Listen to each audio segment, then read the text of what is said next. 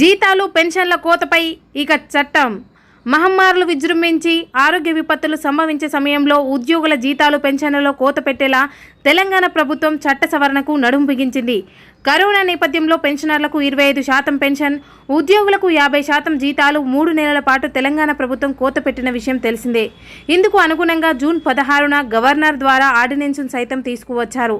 ప్రస్తుతం ఆ ఆర్డినెన్స్ను చట్టం చేయబోతున్నారు. ఈ ఆర్డినెన్స్ బుధవారం సభలో ప్రవేశపెట్టారు. కొన్ని రాష్ట్రాల్లో ఎలాంటి ఆర్డినెన్స్ను లేకుండానే జీతాలు పెన్షన్లలో కోత విధించారు. కేరళ వంటి రాష్ట్రాలు న్యాయస్థానాలు తప్పుపట్టిన తర్వాత వాటిని చట్టపరమైన చర్యలు తీసుకున్నాయి. ఆర్డినెన్స్ల కాలపరిమితి 3 నెలలే. భవిష్యత్తులోనూ ఈ చట్ట అవసరం ఉంటుందని భావిస్తున్నందువల్లే ఇప్పుడు దీన్ని చట్టరూపంలోకి తీసుకువస్తున్నారు. ఆరోగ్య విపత్తులు తదితర సమయాల్లో ఉద్యోగుల జీతాలు పెన్షన్లు కోత విధించేందుకు ఈ చట్టం వీలు కల్పించబోతుంది. కోత పెట్టిన పెన్షన్లు చెల్లించాలంటూ పెన్షనర్ల ఐక్యవేదిక అధ్యక్షులు లక్ష్మయ్య దాఖలు చేసిన పిటిషన్, మరికొన్ని పిటిషన్లు తెలంగాణ హైకోర్టు డివిజన్ బెంచ్ ముందుకు మంగళవారం విచారణకు వచ్చాయి.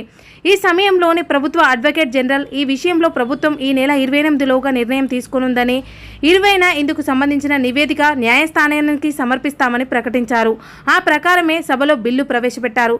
మళ్లీ న్యాయస్థానంలో ఈ కేసు విచారణకు వచ్చేసరికి ఈ చట్టం అమలులోకి వస్తుంది.